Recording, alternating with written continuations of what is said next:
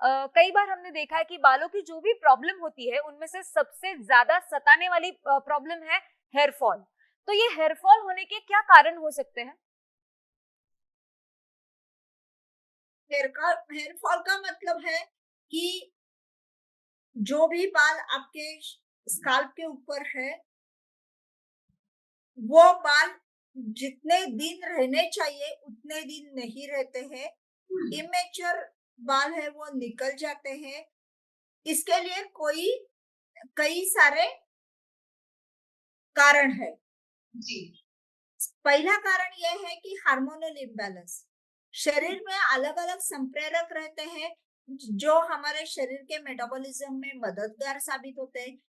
ये नॉर्मल में होता है, लेकिन जब शरीर की स्थिति अलग हो जाती है, शरीर में जब कोई कारणों से हार्मोनल इम्बैलेंस होता है, तो बाल झड़ने लगते हैं। सो बाल झड़ना ये एक समस्या बोल के आपको नहीं लेना है। बाल झड़ते क्यों है ये आपको सोचना है। जी। हमेशा यही देखा जाता है कि बाल झड़ने के बाद जो टीवी के ऊपर सबसे अच्छी एडवर्टाइज आती है, वो हम ऑयल लेके आते हैं और वो क्रीम लेके आते हैं और वो शैम्पू लेके आते हैं। मेरी फ्रेंड को ये इससे फायदा हुआ इसलिए हम लेके आते हैं, लेकिन ऐसा नहीं है। हर एक व्यक्ति को हर एक सीजन में सेम ऑयल फायदा नहीं करेगा, सेम शैम्पू फायदा नहीं करेगा। अगर आपके शरीर को ही समर में ये है और विंटर में ये एक साथ नहीं चलेगा, तो दूसरों का आपको चलता ही है, ये आपको समझना नहीं है। तो आपको ये करना है कि आपके हेयर फॉल का कारण देखना है। तो कभी कभी क्या होता है, कुछ बीमारी के बाद भी हेयर फॉल होता है, जैसे टाइफाइड। टाइफाइड जो डिसीज है, वो टेम्परेचर खत्म होने के बाद बाल झड़ते हैं। कभी कभी कैंसर के कीमोथेरेपी है, उसके बाद भी बाल झड़ते हैं। कभी कभी जेनेटिक इश्यूज रहते हैं, उसके साथ भी बाल झड़ते हैं। हार्मोनल इम्बैलेंस के वजह से भी बाल झड़ते हैं। जब प्रेगनेंसी डिलीवरी आती है वो टाइम भी बाल झड़ते हैं। ये हो गए कुछ चीजें, लेकिन ये सभी चीजें नहीं है। तो आजकल खुलेआम बाल ज्यादा झड़ रहे हैं।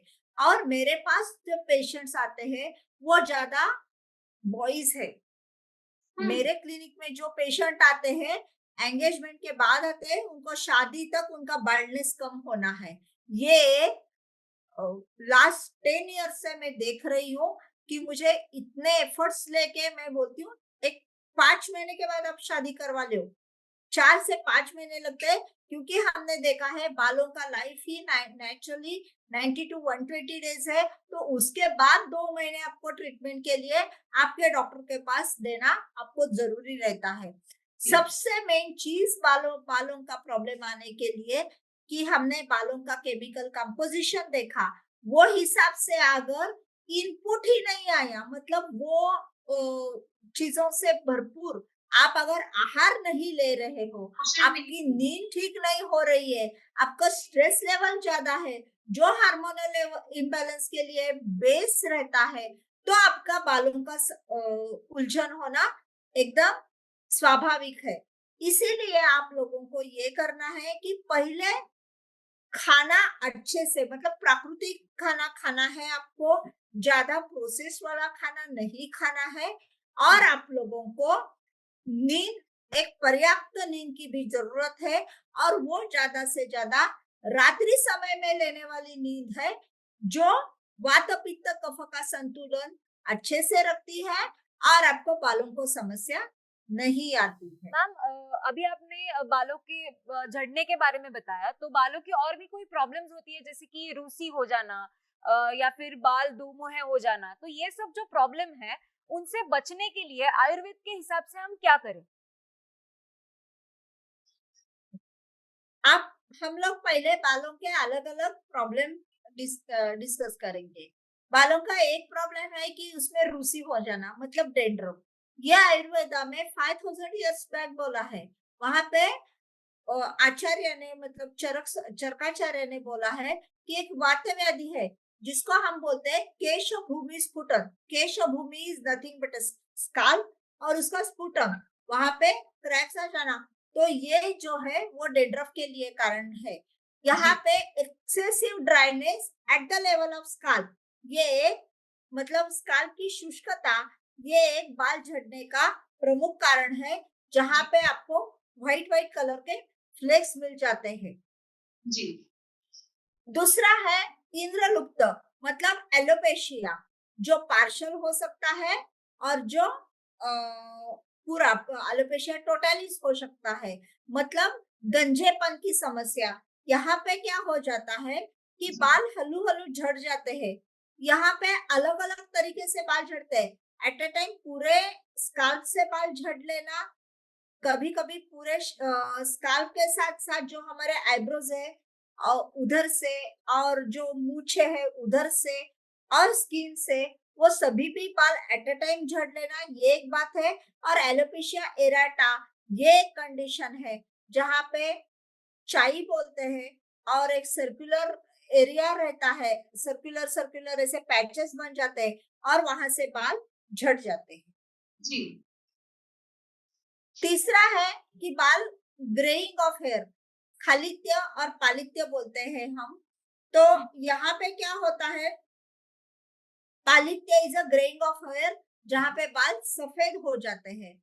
जी यहाँ पे आयुर्वेदा के हिसाब से जो पित्त दोष है, पित्त दोष का अगर मेटाबॉलिज्म प्रॉपर नहीं हुआ तो बाल सफेद हो जाते हैं। जी अगर वात दोष का डोमिनेंस हो गया तो बाल झड़ जाते हैं और ड्राई हो जाते हैं। और कफ दोष का डोमिनेंस हो गया तो चिपचिपे बाल जैसे होते हैं और वहां पे भी बाल झड़ जाते हैं। मैम तो ये सब जो बाल झड़ने की समस्याएं हैं, उनसे बचने के लिए आयुर्वेद के हिसाब से हमें क्या करना चाहिए? एक तो हमें दिनचर्या ऋतुचर्या प्रॉपरली फॉलो करनी है। जी आहार प्रॉपर से खाना, आहार हमें सही ढंग से खाना है। हमें प्राकृतिक फल और सब्जी का आहार में समावेश करना चाहिए। जी बाद में जब आपके बाल कौन से रीजन से झड़ते हैं, मतलब हाइपोथायराइडिज्म है क्या, मुझे मुझे विटामिन डेफिशिएंसी है क्या, ये सभी भी देखना है। अगर डाइट से अगर नहीं होता है तो आपको नियरेस्ट डॉक्टर के पास जाना है, लैब इन्वेस्टिगेशंस करना है। मुझे एनीमिया है क्या, ये देखना है। मेरे शरीर में हर चीज का मेटाबॉलिज्म प्रॉपर हो रहा है क्या, ये आपके डॉक्टर को डिसाइड करने को देना है। और आयुर्वेदा में बहुत अच्छे अच्छे बालों के लिए वनस्पति है और कल्प है, जैसे कि भृंगराज मतलब माका, ये बहुत अच्छा है। त्रिफला बालों को अच्छा बनाता है। लोह जी भस्म बालों को अच्छा बनाता है। कोई पंचकर्मा प्रोसीजर्स है जी कि शिरोधारा है और विरेचन है और नस्य चिकित्सा है, जिससे बाल आपके बहुत अच्छे बन जाते हैं। पहले हम पेशेंट को एनालाइज करते हैं और एनालाइज करने के बाद हम लोग डिसाइड करते हैं कि पेशेंट को पहले हम लोग विरेचन देते हैं। विरेचन मतलब शरीर से लूज मोशन थेरेपी देके शरीर के टॉक्सिन्स को निकाल देना है।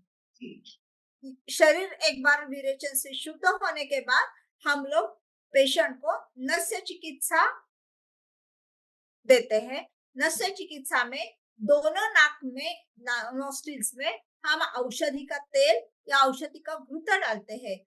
क्षीरबला तैल हो, क्षीरबला 101 तैल हो, ऐसे जो वनस्पति से बनाया हुआ तेल है, वो कोई कंपनी का भी अच्छा होता है। वो डॉक्टर के सलाह के अनुसार आपको 7 दिन, 14 दिन, 21 दिन, 28 दिन, 35 दिन या 42 दिन आपके बालों की समस्या देख के आपके वैद्य जो है वो आपको एडवाइस करेंगे। उतने दिन तक आपको बालों के समस्या से जूझने के लिए आपको नस्य चिकित्सा लेनी है। जी कभी कभी बाल बहुत ही ज्यादा झड़ते हैं, वहां पे क्षीरपाक विधि से बनाए हुए घृत जो है, मतलब medicated ghee which are process with decoctions of aushadhi kashaya process in the format of milk, ये जो रहते हैं वो एक स्पेशली घृत रहते हैं। उनसे आपको अनुवासन बस्ती लेना चाहिए। तो आपको बालों को समस्या से जड़ से फायदा मिलेगा। साथ जी। में साथ ही चक्रधारा ये एक आयुर्वेद की सुपर स्पेशलिटी है। शिरोधारा का ही एक वो अंग है।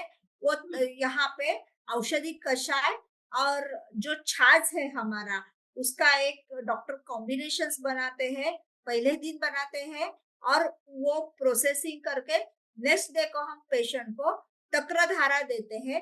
वो चक्रधारा से स्काल्प को नरिशमेंट मिलता है और स्काल्प के जो लोकल इश्यूज रहते हैं वो नलिफाई हो जाते हैं। साथ में साथ त्रिफला कषाय से हम बाल धो लेते हैं पहले और ये चक्रधारा करते हैं, तो बालों के लिए एक जो बेसिक टेक्सचर रहता है स्काल्प का, वो एकदम सुदृढ़ बनता है और उसके बाद हेयर ऑयल अप्लाई करते हैं। सो ये अलग अलग स्टेजेस है। सिर्फ आपको ऑयल लगाने से फायदा नहीं होगा, सिर्फ आपको चक्रधारा करने से फायदा नहीं होगा। चक्रधारा के बाद आपके स्काल्प के अनुसार आपको वैद्य की सलाह के अनुसार हेयर ऑयल चूज करना है और वो सही तरीके से लगाना है और जी। उसके भी टाइमिंग्स रहते हैं। वो सभी आपको एक डॉक्टर ही बता सकता है। मेरी दर्शकों को ये एक रिक्वेस्ट है कि उन्होंने सिर्फ कोई अलग अलग तरीकों से जो उनको माहिती मिली है, उस हिसाब से उन्होंने अपने शरीर को प्रयोगशाला मत बनाइए। आप जी। तज्ञ वैद्यों के पास जाइए और उनके सलाह अनुसार आचरण करें। जी बिल्कुल। Thank you so much doctor, आपने बहुत ही अच्छी जानकारी दी। हमारे बालों के सेहत के बारे में आज जो आपने बातें बताई है वो बहुत ही कारगर साबित होगी, ये ऐसा मुझे विश्वास है। थैंक यू सो मच, आप यहाँ पर आई, हमसे जुड़ी और इतनी अच्छी जानकारी दी, इसके लिए आपका तहे दिल से शुक्रिया। धन्यवाद। तो दोस्तों, मैं आशा करती हूँ कि आज के एपिसोड में बालों की समस्याओं के बारे में जो जानकारी आपको मिली है उसका आपको जरूर फायदा होगा। ऐसे ही कई और विषयों पर जानकारी लेने के लिए हम मिलेंगे क्या करे क्या ना करे के अगले एपिसोड में। तब तक अपना ख्याल रखिए।